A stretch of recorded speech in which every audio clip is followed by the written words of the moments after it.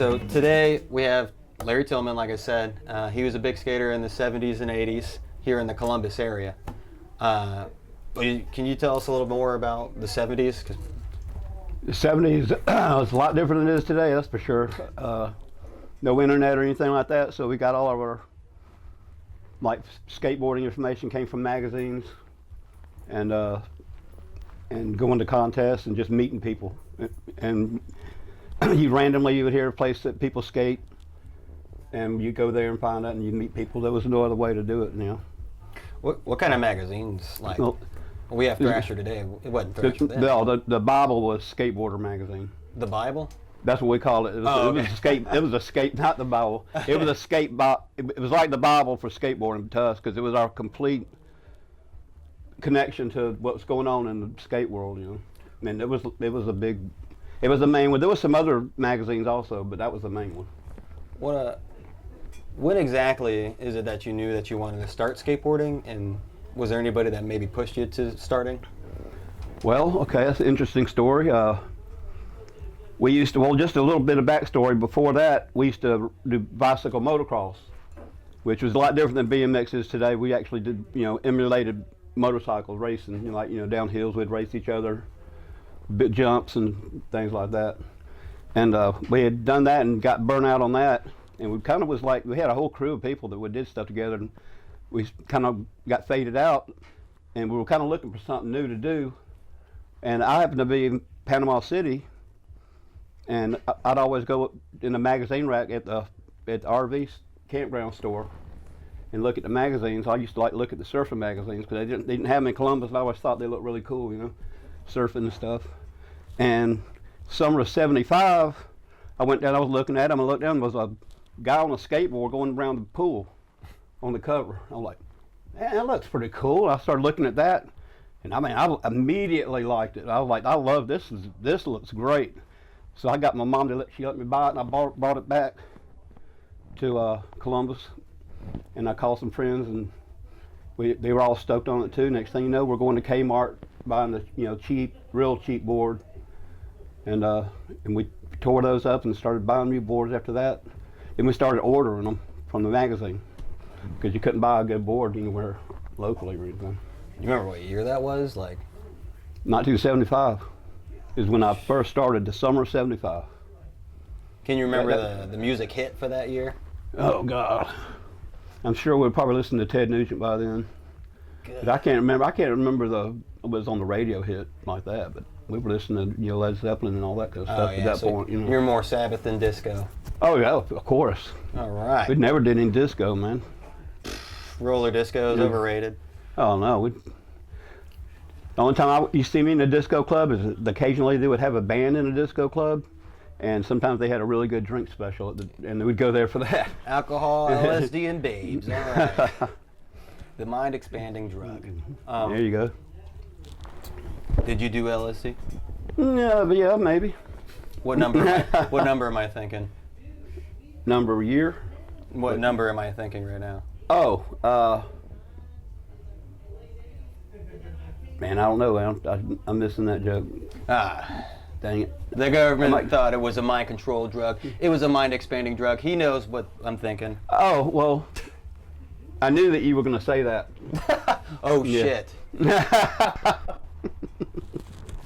All right. So speaking of drugs, was there any drugs around in the skate scene back then? Yeah, plenty of weed was the main thing. There wasn't really any kind of harder stuff at the time when I started. It was clean weed, none of that raid stuff. Oh no, it was all grown, shipped across. No. Or called homegrown. Manchurian weed. All right. So back in the 70s, there was a lot of competitions. How would you say the atmosphere of the skate scenes at the parks in the 70s was? Was it competitive? Was everyone hyping each other up to do new things?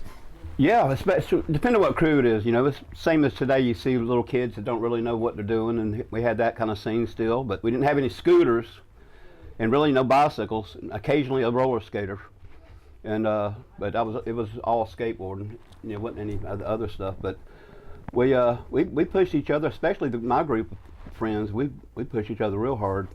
And then there was another group of kids that rode at the other park. And after a while, we ended up all teaming up and formed the skateboard team ourselves, the Gonzo skateboard team. And we traveled around and went to some contests in Florida.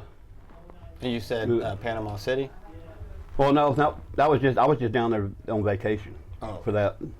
They didn't have any parks in Panama City to speak of. Where in in Kona? Would you go to Kona? Oh yeah, I've got some history of Kona. That's how I messed my knee up. Back in the 80s. That's, I think, the only park from the 70s that is still around. I think that's the only private park, I think. Or it's one of the last. It might be the only privately owned park. It's not a city-owned park, so it's you got to pay to go. You know, when you go there, you got to pay to skate.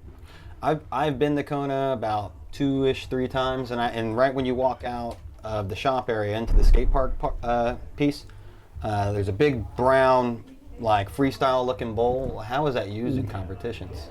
They didn't really use the bowl in competitions. That big tombstone, they would have a contest on that, and then they would do contests. They had slalom contest and the snake run contest. They'd have slalom cones on that, you know. Oh yeah, that snake run's still there for sure. Yeah, that's a fun snake run. Yeah. But and then they had the wooden half pipe. That's the old one. Yeah. That which that's been replaced, I think, a couple times. You've hit that? But I didn't. I think it's hard to ride, man. And but I went to a contest there and watched Steve Caballero and Lance Mountain, Dwayne Peters, and so that was like in that was in the 80s. Yeah, man. I'm sure the 80s were a crazy time. We'll get into that in a second. So, you were talking about running around with some people. Do you remember your crew or any local legends from around here that you maybe looked up to? Oh, yeah, but not known by anybody around here now, hardly that y'all know. But Freddie Schmidt and my friend Stan Sellers and Dennis Butterfield, who's a lot of people still know who he is around Columbus, and there's a number of other ones. We've had probably about 10 guys that skated together a lot. You got their names. We're going to track them down, right? All right. They're still around, right? Yeah. Okay. Then we'll find them. All right. So you were talking about the 80s and you're watching Caballero and stuff. This is about the time. Well, actually, let me back up. The 70s. How did the public view skateboarding? Was it like a sport to them or hobby, or most people did not see it as a sport. They thought it was a kid's thing, you know. They literally would compare it to the hula hoop and stuff like that, you know. And we used to get really mad, like, no, this is here to stay for sure. And this ain't no hula hoop. I mean, but still, I mean, when I turned 19 or 20, and I had a skateboard, people go, "Man, you still skateboarding? You know, aren't you too old to be skateboarding?" And I started hearing that when I was barely hitting 20, man. Oh, geez. So we're like, nope, it's good. You can still skateboard when you get older. And of course, you know, you slow down a little bit. You ain't going for it quite as hard as you did when you were 17. But did the people you run with, or the Columbus skateboarders, have any sort of, not animosity, but didn't think that roller skating, or if there were scooters around or people like that, were kind of lame, not in comparison to skateboarding? Yeah, kind of. There was so few of it. I mean, sometimes you might see somebody on a bicycle, but it wasn't even a thing really back then to do that. And I remember one guy had roller skates, and he only did that a few times. He still skateboarded, but he just tried it because he saw pictures of somebody doing it in the magazine. Because normally roller skates is just going in a circle, you know, at the skate rink.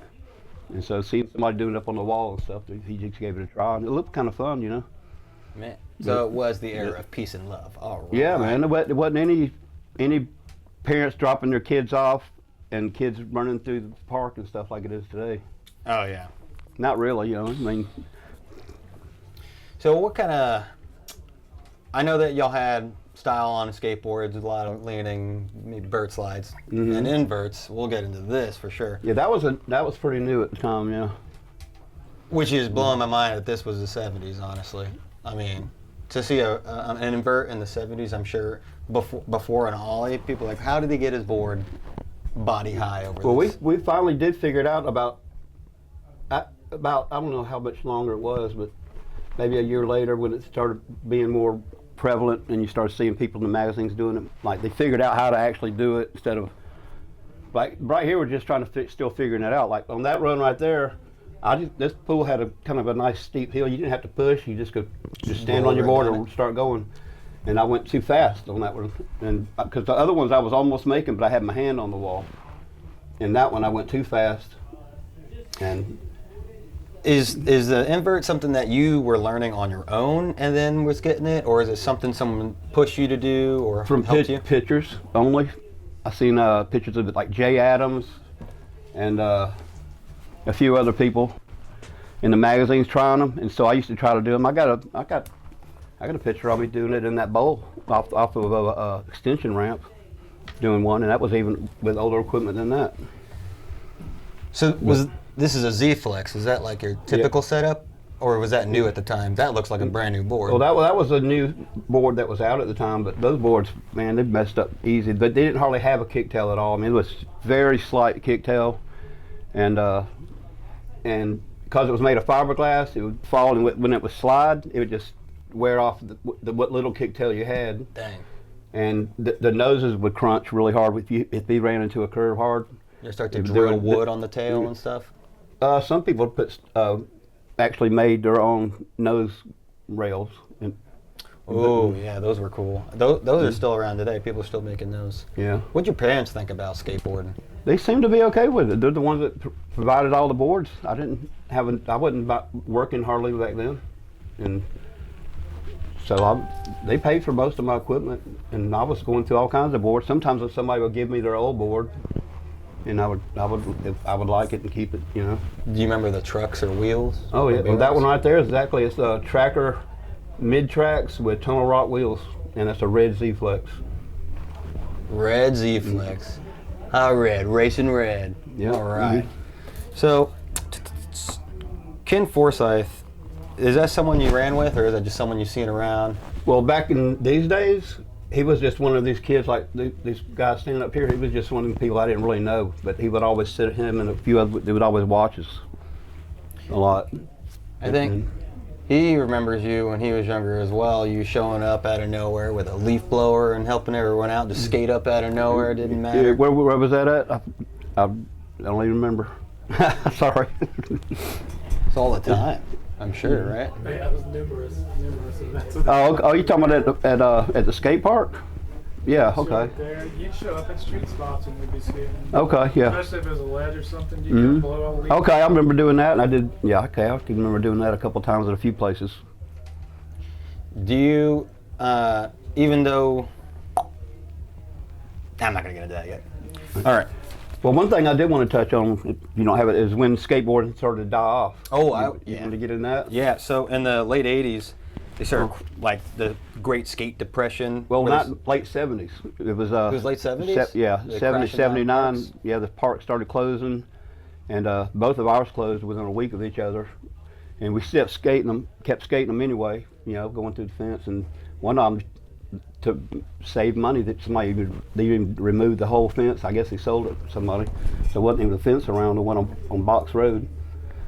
But yeah, we would go all the time up there and skate. A lot of people still skated, but wasn't as many. It really had dropped down. There wasn't as many people skating anymore. And then once they killed the parks, they closed. Once they were closed, and we kept skating them. Well, obviously on Box Road, a young man got killed on that in there. He was either on I've never heard the straight stories on a bicycle or a motorcycle.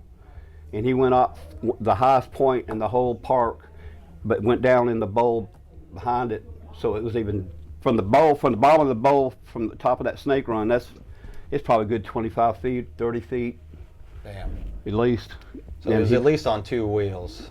Yeah, and he flew over it somehow, got out of control, flew over it, and landed in the bottom of that bowl, and it killed him.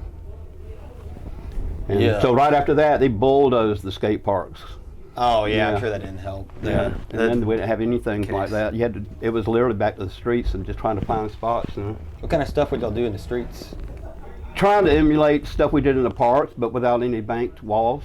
Just trying to do burts on the ground and jumping down curves and just pushing and going fast and turning fast and just doing it. We didn't really know because there wasn't no ollies yet. So, well, there were ollies, but there weren't street ollies. Yeah. So y'all did y'all's early grabs as well. So you talked about Odyssey, and this is Southeast Park. That's the Buena Vista Road Park. Yep. We can see a section of it here. How big was it? Was it quite big? Or It was smaller than the Odyssey by far, but it had more fun stuff to ride on packed in there. That bowl was, if you've seen the rest of the bowls, there's actually coping starts about right over here and goes almost all the way around this side. So we made the bowl with a rounded lip so we could roll in all over here, but then we had coping so we could grind over here on this other side. What was was the coping steel? Like No, it's metal? real pool coping. Oh, cool. Full coping sick. Yeah, and it was pretty big too. There was a lot of girls around the parks back then. We had girls that come out there, yeah, and girlfriends of skaters. What were they like? Were they just looming over everybody? Yeah, just hanging out more. They wasn't really skating. There was barely any. We had a couple of girls that tried to skate, and they got maybe halfway up the wall kick turning, but they didn't ever get serious about it, you know. Oh, okay. Well, that's cool. Well, I mean, like, there was that, what was that lady's name? She would do those hang 10 nose manuals back then. You know what I'm talking about? Nah, I don't. But anyways, there was some lady back in the 70s doing hang 10 nose manuals around. Yeah. She was on the front of some magazine. Oh, you mean what? Maybe from the '60s? Patty. Patty oh, it something. is the 60s. Yeah, Patty. Yeah, Patty. I was thinking Betty. Oh, what was her last name? It's Patty something. Yeah, she's still alive. So the 80s. So y'all went from wearing shorts, tall socks, knee pads, oversized helmets. Yeah, to not having no pads and you know wearing. And yeah, we didn't really like wearing pads. You can see here these pads are nothing but just little styrofoam. Like it'll help you from a scratch, but it ain't gonna help protect you getting hit hard, you know. Are those Converse? Yep. Oh heck yeah! Did your shoes change into the 80s or when Vans come out? Vans were like the 80s, right? We had Vans back then. They came in the 70s. Yeah, they were out. We had Vans, the early ones, the red, white, and blue ones. You ever seen those? No, I've seen the checkered ones. No, it's before those. Nah, I haven't seen those. So, the bowl in the woods. Is that something the city built or y'all built? No, it's on the cemetery property on Macon Road, and it's in the woods. But back then it was in the woods, but there used to be a street. It was actually a legal street that had mailboxes. There was 3 little houses back there, but although it was a dirt road, and it's all grown up now. But the bowl's still there, but all the houses are gone, and they closed the road off now and everything. So everyone just vacated and y'all took the pool? Well, no, there was still people living back there. There was very small houses, and they stayed to themselves. And the cemetery, once they found out about it, they didn't kick us out. They let us skate it.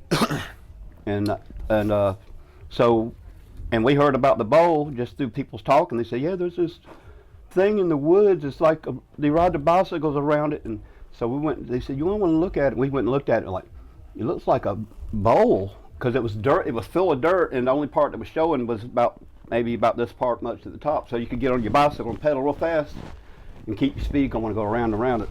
So they called it a ring around. So we got out there and got our shovels, and we dug down one spot to see if it was round. Sure enough, man, it was curved and round the whole way down. And we're like, yes, we dug that sucker out. Took us like 8 months. To dig it? Golly. All shovels, and we would leave shovels back there, so whenever somebody wanted to help dig, just go back there and the shovels will be waiting on you. It's still there. I don't know if the shovels are, but the bowl is still there. Yeah, it is still there. It's full of dirt like it was when we found it. So y'all went from wearing all this. What was the style of clothing that changed? Did anything change like that? Well, once it got in the 80s, it did, but it was after probably about mid 80s or even a little earlier, I guess. Y'all know the 80s better than I do. Y'all. No, well, you what? Not you. You do. But I've seen movies. But it went to wearing long pants more. It just kind of changed without. It wasn't an abrupt change, but you just suddenly you noticed there was less people wearing shorts. You know. At that time, did some of your friends stop skating in the 80s or like throughout? Oh yeah. Yeah, almost all of them. Yeah. I got friends that stopped skating too. Kenji. Yep, it happens. So, and then the 80s music was probably very big, and hair was also big. Yeah. Then. And that new wave music was big, you know, like the Talking Heads and stuff. Which, Oh yeah, you know, nice. I do like them. Yeah, it was Devo, you know. Oh yeah, and I'm sure the women were really looming around looking for some Tony Hawks and other folks like that. Yeah, once they got popular, I mean, right in the early '80s, they were still really young, but yeah, once they got on like the Bones Brigade team and all that, and started having the videos and stuff. Yeah, Animal Chin and whatnot. Yeah, then they started getting really popular. Y'all used to sit around and watch videos of skating and like get pumped up and go out and skate? Well, back in these days, there was no videos at all. And if there was an event, there was like, I remember once or twice there was something on TV. I mean, it was nothing, man, nothing but the magazines, you know, or going out to a park or to somebody's half pipe or something, which we had a few of those. In the 70s, did y'all have skate shops? No, the skate shops were only in the skate park. Oh, so like the skate shops owned the park, or they just were there? Well, the people who owned the park, you know, that was part of their income. They had a skate shop in there with boards on the wall, like, you know, very similar to what you have, and they had usually some video games and a couple of pinball machines. So there was a small arcade in there, place to take a break and things like that. When did you see your first popsicle stick? I don't know the exact year, but I know it was in the mid '80s, somewhere. Maybe late '80s even, actually. What was your thoughts? Were you like, what the hell? I didn't know. I'm like, what do you need a kick tail on the nose for? It's got two tails. Yeah, man. That's exactly what I thought. I'm like, man, my foot never slipped off the front before, so why did they have that? You know, because I wasn't thinking about trying to, what they do now. You know, I mean, I was like, it just looks like two kick tails. And I thought it looked really weird, to be honest with you, but obviously it's very functional. But it just looked so strange to us because we seen one little ad in a board in the 70s. There was a board called a bonsai skateboard, and it was made out of aluminum, and it had two kick tails on it, and everybody laughed at it. Nobody never saw the future. Yeah, but it was actually way ahead of its time, but nobody, I never seen anybody with one. Well, dang, I was about to say something. You got me like thinking about the bonsai board. So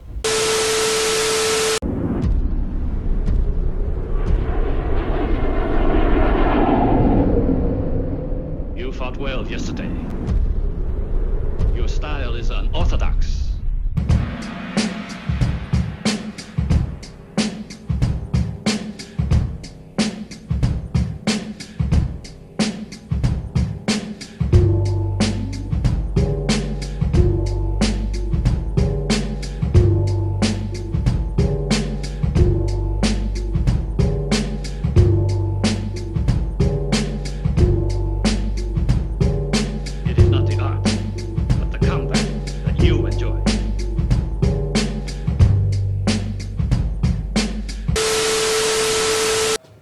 So injuries at the park. What is the craziest injury? We'll go through the decades. In the 70s, what was the worst injury someone could get? Break your wrists, twist your ankle, bonk your head real hard if you ain't got the helmet on. Mostly stuff like that. Break a finger or something. I still got a jam. That came from drive. Is that one knuckle, or did one scoot over next to that one? That's really one swollen area from this finger getting jammed. Jesus. I wouldn't want to get in a fight with you. That's quite a mitt you got. Yeah, but I can't make a fist all the way because it's so tight. Oh shit. So you could probably beat me real easy. I'm going to grow up like you, I promise. My stuff's busted. I ripped my carpal band. So, and then in the 80s, what was the kind of injuries? We're getting a little worse? Yeah, but you got to remember, in the 80s, I started getting back off the skateboarding, so I wasn't skateboarding as much, and I wasn't traveling to go skateboarding really that much. So I wasn't really seeing any bad injuries like that. I mean, I remember a famous skater from Florida named Mike Fulmer. I was at a contest in Brunswick, Georgia, but that was late '70s, and he was one of the best skaters on the East Coast. He rode for Sims. That was the skateboard. 80s? That's actually '70s. I Okay. backed up because of you're talking about injuries. That's probably the worst injury I ever saw. He snapped his leg like right here, like snap. It was completely broke, Gross. and he almost never got to skate again. But he finally got back. He healed up good enough where he could skate. But as it got worse, I didn't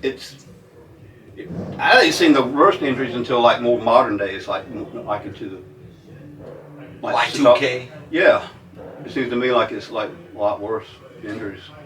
How hard was it to get recognized? Were you flowed at all or were you skating for a shop at all back then, or represented? we represented the skate park. We skated for them, and we formed a team, called it the Gonzo Skate Team. Okay, cool. And we had T-shirts and stickers and everything like that, and we competed a couple times. When I was in Brunswick, that story I was just telling you about, that Mike Fulmer, we actually skated there. That was the best I ever did. That was the best I ever did in a contest. I got 3rd place. No, I'm sorry, 6th place. But I was like right behind. I think it was 6th place. Out of how many teams? Like teams, it was probably like 5 or 6 teams. You had Sims East team, you had the Z-Flex East team. That's a big name. Yeah, but it was like the East Coast guys. So the West Coast team, they had an East Coast representing team too. But they were like the best skaters. Most of them were out of Florida. It seemed like that's where all the best skaters, most of the best skaters were concentrated on the East Coast. Really? Although there was obviously skaters everywhere, but just the state of Florida, because it's the beach scene all the way around it, and they had some of the first skate parks, and I think they even claimed they had the first skate park. That's surprising. California and Florida argue about that, which one had the first skate park, because they opened real close to each other. But I don't even know what the question was now. I know who got represented the teams you were on, competitions y'all went on. Yeah. I got 6th place behind. I think it was 6th place, right behind. And these guys are I consider them like very good skaters, and they were a lot better than I was. I feel that. But it was a competition at this park called cross country, where it was like, it's kind of like you start in one spot, and you know how you can go all over the park without stopping, Oh, So yeah. they put cones at different places, and you start at one spot, and so you could go through the course. Doing this? Well, no, it wasn't that. It was more like there was a cone over here on this bank wall, and then there was one down here. You had to hit that bank wall, hit this, and then go back up and go around. It's like a lot of pumping. Yeah. So they had like cones like on the side of the walls and stuff too, not just on the ground. So it was like a cross country where you had to go around the cone, but it wasn't like slaw. Did people do tricks, or was it just doing that? That was just all for speed and who could go through the course fastest. They had freestyle stuff then too? Or? Oh yeah. What was the cool trick? What was the dream trick? There's a bunch of them, man. Those kick flips that Rodney Mullen would do. There was some other guy, Reggie Barnes, I believe, is another guy that was really good back then. I can't remember all the other ones, but they were totally respected.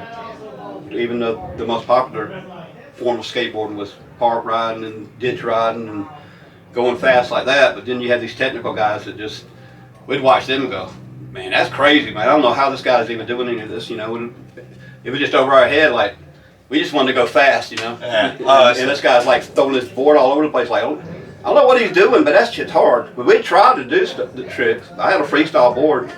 Occasionally, I'd get on it and try to do some tricks. And I guess one of the tricks, one of the first ones I saw was that when he just started doing 360s, but he was on one wheel.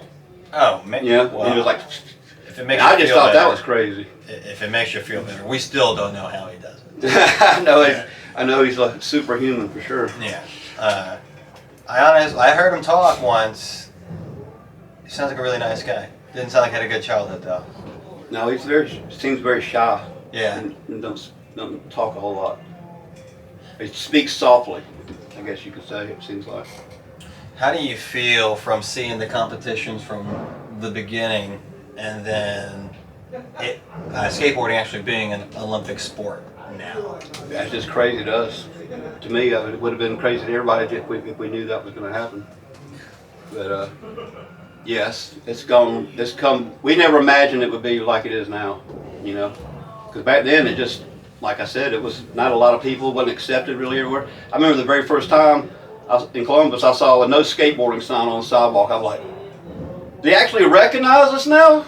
Oh yeah. It also says no scooters sometimes. And Well, now it does, but put us on the same This is sign. the cross country plaza, and there's like these little stairs over there in one corner, and guys would like ollie and jump down those stairs. You'll see it around town. I'll notice things driving by some places where like it looks like a normal curb, and then it starts to get really dark and smooth in spots. And it's Oh, like, yeah. And I'm like, okay, You can tell that's been I skated. could probably skate that. Yeah, you can tell somebody's been skating a lot of stuff like that. You see. There's all sorts, man. I have seen footage of like skating in the 70s and 80s, and watching it now. I mean, getting represented these days is no issue. I couldn't imagine trying to get represented or represent like y'all were representing something versus someone representing you. That's cool. Yeah, we definitely wasn't getting paid any money, and I don't think it was really making them any money, really, just except for publicity. How did you dodge the draft? I can't tell you. No, I dodged it by being not the right age. Cha-ching. Too young to kill. Yep, I had to register for it, but there wasn't no war at the time. By the time I was old enough to register, Vietnam War was over. Yeah, well, it's overrated. Yeah, could have been. So, were there big things going on? Who was the president? Nixon. In 1980, Reagan became president, which was the year I graduated high school. Oh, sorry. I told myself before this we weren't going to get into politics. Oh yeah, no politics. Or religion. That was just for reference. Sorry. That was just a reference point only. I was about to go into an eye-opening experience for all of you. I trust them. So, talked about the crash. We talked about who you skated for. Inverts. Are you married? I'm divorced. Did you meet her through skateboarding? No, Cool. not at all. She wasn't anywhere near a skateboard scene. That's But good. but we hit it off. And that was at the point where I had not started back skateboarding yet. Whoa, yeah. So when did you stop? I forgot to even ask that. When I turned 50, I'm 63 now, so 13 years ago. It was the last time I Jeez. actually rode the park. Yeah, I was about to say the park was already around then. Yeah. I was around when they was making it, deciding what to build, and originally they wanted to build ramps and stuff, completely different design, and we're like, no, it's got to be, we told them what we wanted, and they went for and I don't remember the name of the company, but they went with a respected skate park company that builds good parks. Well, they're about to get rid of this one again. Yeah, I heard that. Yeah. Maybe they'll keep the word and they'll build something even better. I think Yeah. they will. I think they should. I think that's right. They should. I agree. Mr. Mayor. The city manager. Yes. City manager. Oh God. I had some other questions. Is there something you want to tell me? Maybe I didn't tap into some memory. What was the best day of skating? And I know that's a very vague question because I'm sure the 70s were just a stellar time, and the 80s. It was definitely a different scene, for sure. A lot of music concerts. Columbus used to have a lot of good concerts back then. I mean, I've seen everybody. Here? Oh yeah. Any big names? Ozzy, Kiss. Those are big. Just to name a couple off the top of my head. Man, I wasn't ready to just pull up a bunch of names, but I've seen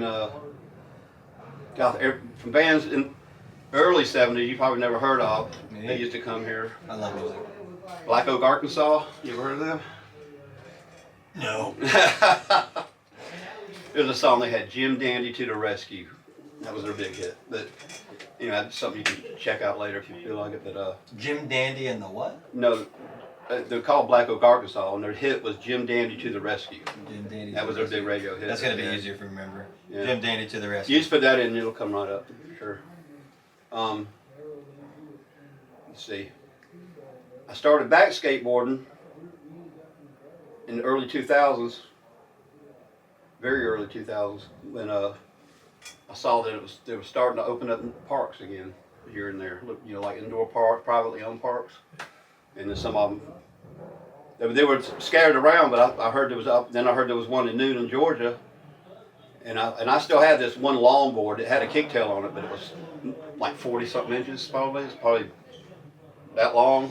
Jesus. But I'm like, you know, I didn't know if I could still skate, so I shortened the wheelbase just a little bit, so it helped a little bit, and called them. It was an indoor park in Newnan called the Factory.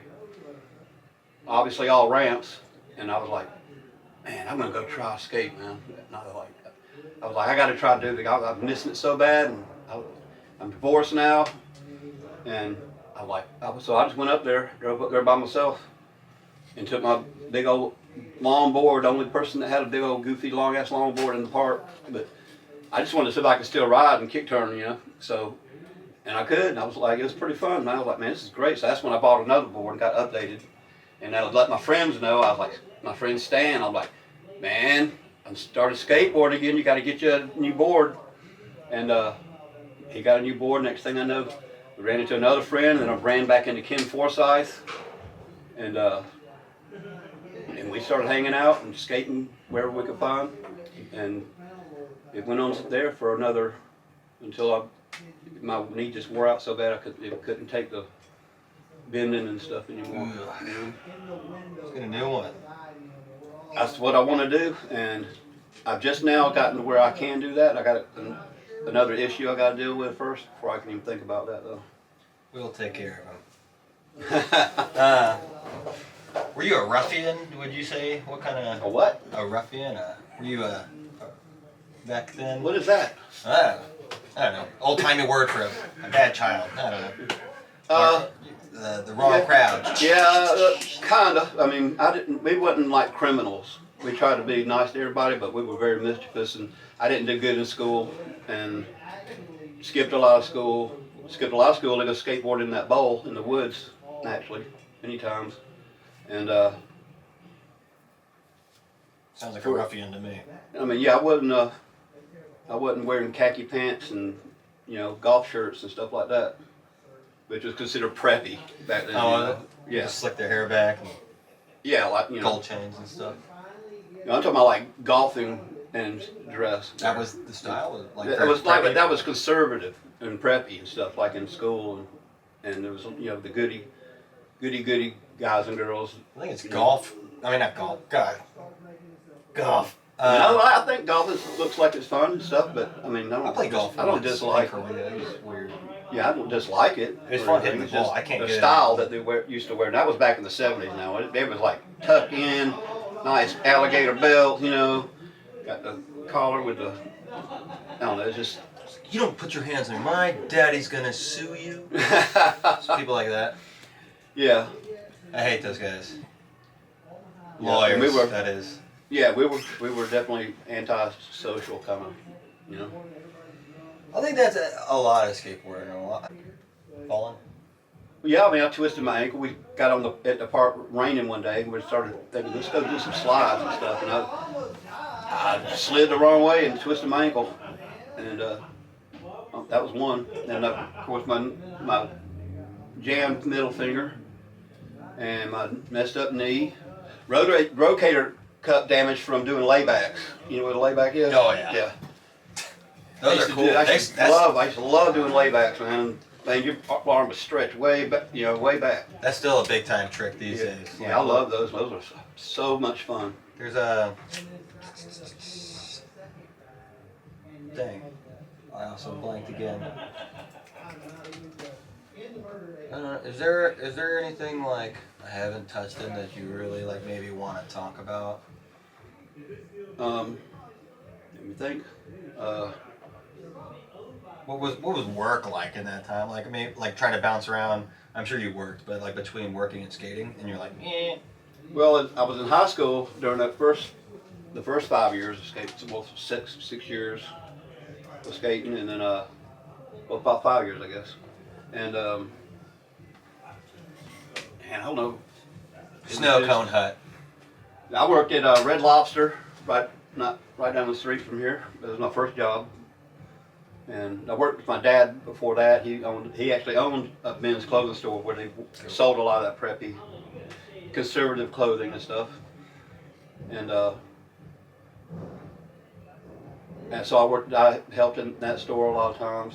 And I worked at, like I said, Red Lobster. Then later on I started working delivering pizza, which is common. And I don't know. It's a hard question to really answer, to be honest with you. A lot of jobs. Yeah, I wasn't ready to think back about Yeah, my my job bad. history. This ain't a job interview. My bad. If it was, you'd be hired. So Let's see. I'm trying to think of something else too. yeah, Um, this is hard. It's harder than I thought. I mean, when I think about the '70s, I think about sunshine, snow cones, the beach, and Jaws, and Star Wars. One thing I do now, I focus my skate energy on, since I can't skate, I have a few skateboard groups on Facebook that are getting really popular. I've got about 30,000 people on one of them. And it's called Old Skate Spots. Oh yeah. Get on Facebook and go to Old Skate Spots and request to be a member. Scott is aware. He showed me that, and I didn't know if that was for sure you. So I will be following it. Yeah, actually, there's a picture of me right now as the group photo. Speaking of social media, there is so much stuff out there. Have you heard of the Hall of Meat? The Thrashers Hall of Meat? Yes. That stuff? I can barely watch that because all the people falling and just head cracking and all of just crazy. Bombing hills on the street board. I'm trying to work through the kinks on myself. This is the first time I think I've ever interviewed anybody. Well, that's my first interview, so I think we're doing all right. swimmingly. I also have another couple of groups you could go check out. Unique skate spots, and I got skate art and stuff. That's all just for everything from art to sculptures to anything made from skateboards, guitar. A guitar. They made a guitar. They made a guitar out of For a skateboards? deck, yeah. And That's pretty sick. yeah, and furniture, clocks, lights, hanging lights. I seen. Cuckoo clock? That'd be sweet. That's a good idea. Yeah. Somebody jump on that idea. Be like a wooden Scott pop out. Well, I was thinking of a skateboard pop out, but you could have Oh, yeah, Scott true. on a little skateboard pop like- out. That'd be even better. Yeah, he come out Yeah. skate, on the skateboard. That'd be Or cool. Jack Nicholson. Perfect. Yeah. Well, wrong movie, but you know what I'm saying. Jack Nicholson. Alright.